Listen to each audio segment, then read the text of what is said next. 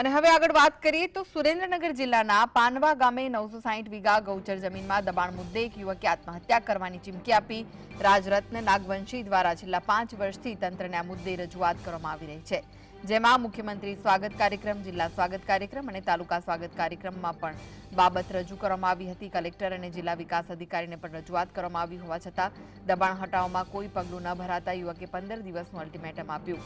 જો 15 દિવસમાં જમીનમાંથી દબાણ દૂર ન કરવામાં આવ્યું તો કલેક્ટર કચેરીમાં આત્મહત્યા કરવાની ચીમકી પણ આપવામાં આવી છે।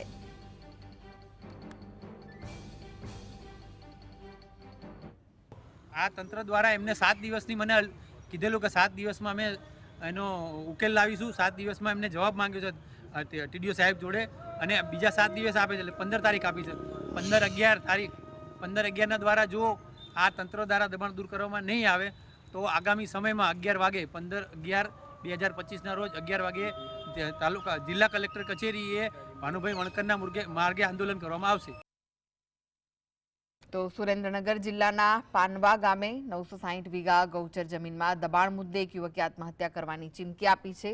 રાજરત્ન નાગવંશી છે, જેને છેલ્લા 5 વર્ષથી તંત્રને આ મુદ્દે રજૂઆત કરી હતી, જેમાં મુખ્યમંત્રી સ્વાગત કાર્યક્રમ, જિલ્લા સ્વાગત કાર્યક્રમ અને તાલુકા સ્વાગત કાર્યક્રમમાં પણ આ બાબત રજૂ કરવામાં આવી હતી।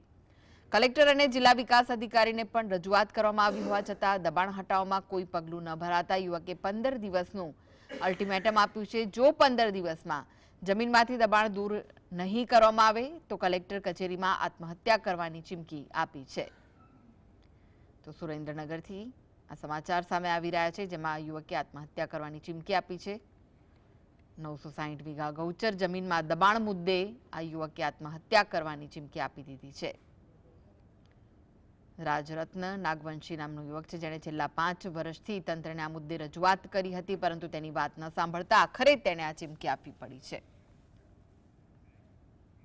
તો વધુ વિગતો માટે જોડાઈ ગયા છે સંવાદદાતા ફઝલ। ફઝલ, શું છે સમગ્ર મામલો? ખાસ કરીને સુરેન્દ્રનગર જિલ્લામાં